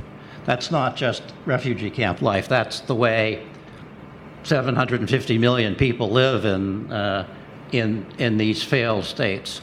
So there's very little hope for them, and I don't believe that they are, as a matter of fact, with all the efforts to close things off, going to stay and starve. So people are going to move. They're going to move in all kinds of ways and all kinds of directions. Very few of them will move under the refugee system. Tiny minorities. Most will probably fly as students or to visit relatives and then just disappear into wherever they have gone, Australia or Canada or the US or whatever, and then move to other places and so on. This is going to be hundreds of millions of people. There have already been hundreds of millions of people. Since I began in this field, 100 or 200 million people have moved from one part of the world to the other. 99% in the ways that I'm talking about, not through the refugee system, not even through what is the kind of the tip of the iceberg of migration, but through networks and connections and so on and so forth. And so, so number one, in my opinion, we're going to need a frame that looks at people on the move, that is much more serious about long-term commitments to these failed and failing states, not to keep people at home because lots are going to move anyway, but we can't resettle 750 or 800 million. So resettlement and refugee work, quite rightly, needs to be limited to a small number, but the other hundreds of millions are going to need a different solution. And the circumstances they're living in are not a solution. They're not going to accept it. I've listened to them. They're not going to stay in these countries where violence and crime and oppression and corruption and so on and so forth is the way of life. So that takeaway is, if you are going to create a conceptual framework that will work for the world between now and 2030, personally, I would say don't worry about the refugee tip of the iceberg. Think about these larger issues, in fact, that are in Ignatian values, that every human being is treated as a brother and a sister wherever they may live, and that those of us who are in a position to be helpful should be helpful. Thank you.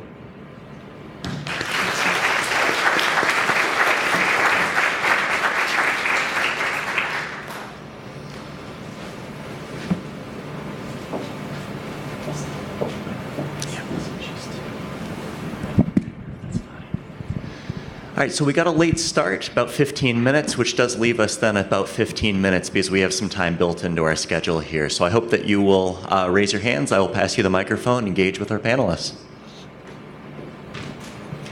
And again, I'd ask you to introduce yourself and your affiliation. Hi, I'm Erin Whistler. I work at the Center for Peacemaking at Marquette University. And yesterday we heard from a young woman who, in a time of discernment, asked, what does this field need? So I would pose that question to each of you, coming from different perspectives. As many of us here are students, what does the humanitarian world need?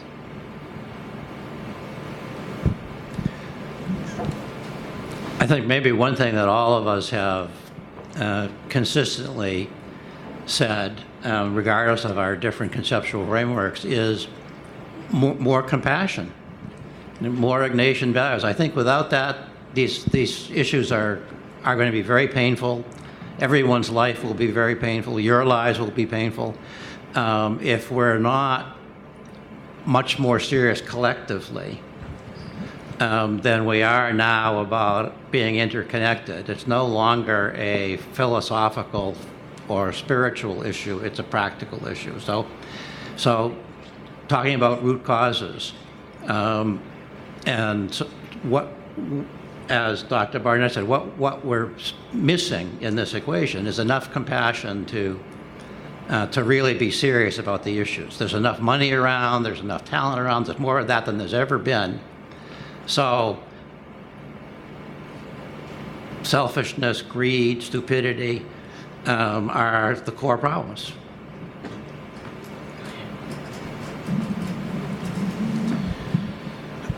I think, back if you look at the history of MSF, for example, it kind of sprang out of the Red Cross for something called témoignage, which is a concept with MSF that, yes, you want to be neutral in areas of conflicts and stuff, but also if you are a witness of what's going on, you are the voice of a lot of the forgotten people. So I think what is needed in humanitarian work is being a témoignage to things that otherwise in prior maybe ages they used to be forgotten, nobody speaks about. Now everybody's at the tip of a Twitter or Facebook or something. I think we can get the word around pretty good so these people are not forgotten. Now for the ethics of it, I think there are two things, and a lot of people present them as opposed to each other, and I don't see them as opposed to each other, which is we gotta be the advocacy and the prevention of these humanitarian crises from happening and staying in a stagnation. But at the same time, I don't think we should lock ourselves in a frame of work of thinking yeah, let's work on the long-term 50-year solution where there are people who are being born and getting their lives in misery in the middle of this transformation. So I think it's a thin line for humanitarian work to be done, where you're building and preventing capacity within the area.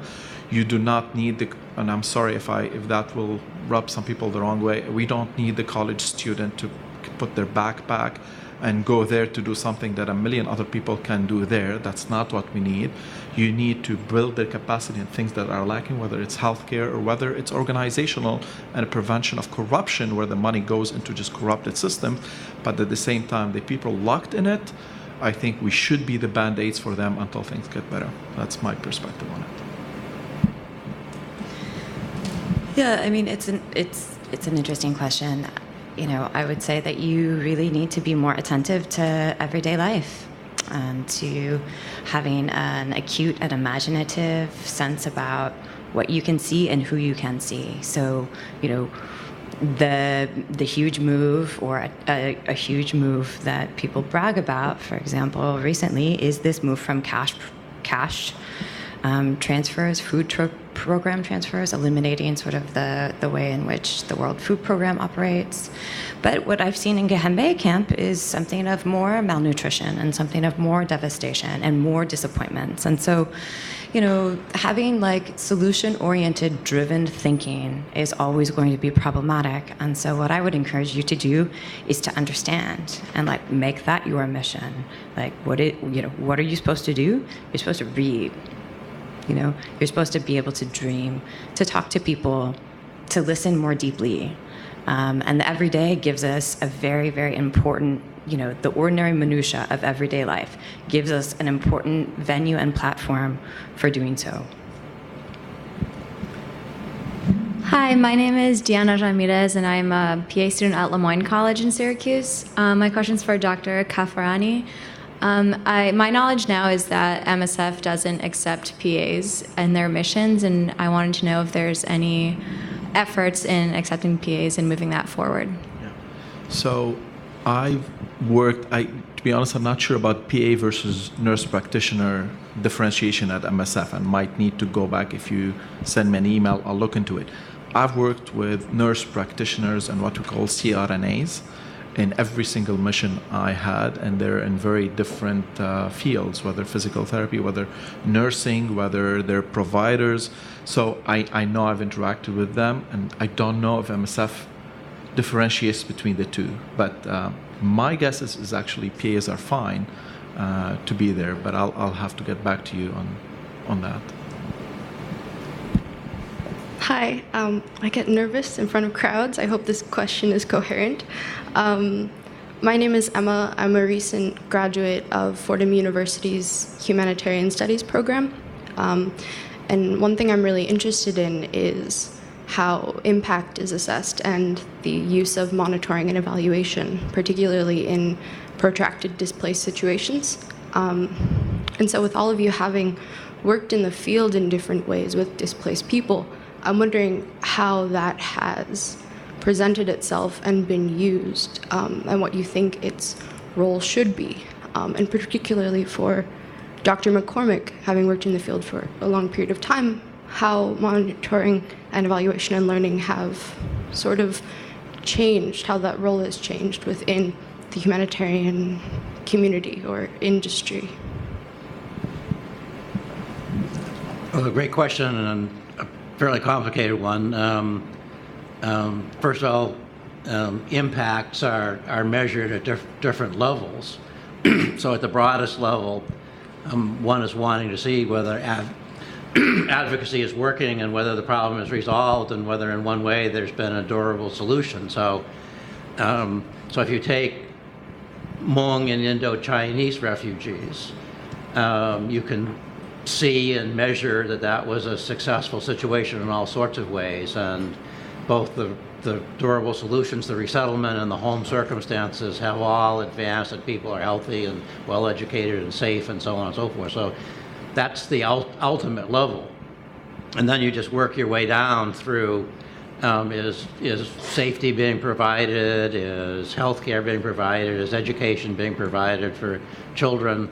Nutrition and so on. Hope, and you can measure each one of those kinds of things, and those are all measured. And then you have the financial measures and so on and so forth. So, in my opinion, not only is there plenty of impact measurement going on, there's probably too much, and too much of it is tactical, and not enough of it is long-term, and therefore the things that really need to be done aren't done because they're not measured. Yeah, like I would also just kind of extend and add on that things like successful missions are problematic categories, like M&E and capacity building, they rely on measurable things and rubrics that don't necessarily mean anything to the people who they claim to serve. So, like, how do you measure, quote, happiness? Like, what refugees tell humanitarian workers or the UN is always going to be very different than what they tell someone like me, an ethnographer, or what they say in the personal comforts of their own homes. So, resettlement processes, for example, rip and strip refugees of other kinds of belonging that make different kinds of variables or measurements impossible. And so narrative is a way in. It's not numbers. It's narratives and stories and experiences that are otherwise articulated very much away from conventional forms of assessment. That's what I would say. It's a very tough question. In short, I don't know the answer to you. I think the ripple effect of what we do are very difficult to assess. One simple way I think about it is from a humanitarian organization point of view, is the work they're doing impeding the prevention of the whole program, the problem in the first place, or is it actually helping support the life and work and changing lives there more? So they're definitely affecting both. The question is, which one is happening more? That's how I think about it. I can't help myself but add that what the donors require you to measure is generally not very important. And these questions about is there a serious solution? Is the situation stagnant or moving forward positively? Do people have good reason for hope or not? Those things you have to measure on your own as an organization, because nobody cares, and nobody cares. The donors aren't interested in having it measured. I think you can even measure them. I can tell you that we were the largest Save the Children, that is to say, supporter of Indo-Chinese refugees before they were resettled. You could cut the hopefulness, with a knife, because people knew where they were going. They knew there was a solution for them. They knew they were being taken care of. They knew when it was going to happen. The political will was there. The support was there, and so on and so forth. So it's pretty easy to measure. The problem is when you're in these situations that are going nowhere, and the larger world of political power is unconcerned, and people are simply spinning their wheels. And so then what do you measure other than that they're provided for and have enough nutrition, so on, which is not really what you want to see. These are excellent questions following in present presentations, so I hope that you will join me in thanking them for their work.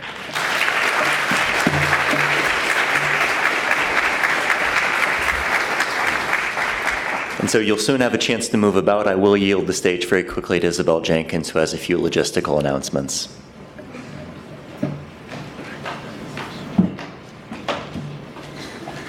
Thank you so much, Dennis and panelists and Dr. Barnett. That was really, really fascinating. I know we could do this for hours.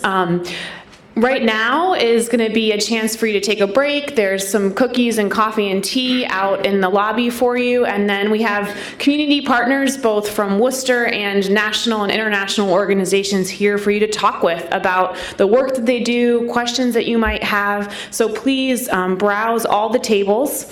I want to point out two things. The first is that right by the entrance, we have an advocacy table. And this is a place where you can write letters to your senators or to your representatives to ask them to think about legislation that can make some change and better support refugees and immigrants and those forced to migrate. So I would encourage you to stop at that table and think about what you want to share with them. We have some template letters that Jesuit Refugee Service and Catholic Relief Services have provided, and then there's links to looking up who your senators and representatives are if you don't know and how to get that information to them. So they're both online and handwritten letters. So I encourage you to visit that table.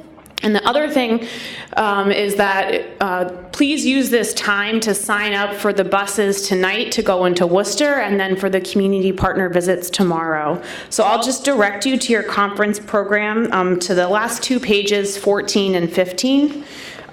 Tonight is the option for folks to take buses down to a central location in Worcester where you can walk to various restaurants for dinner. So we've listed several and listed how long the walk is from the drop-off point. And we encourage you to take this opportunity to go out into the city and see a little bit about what Worcester has to offer.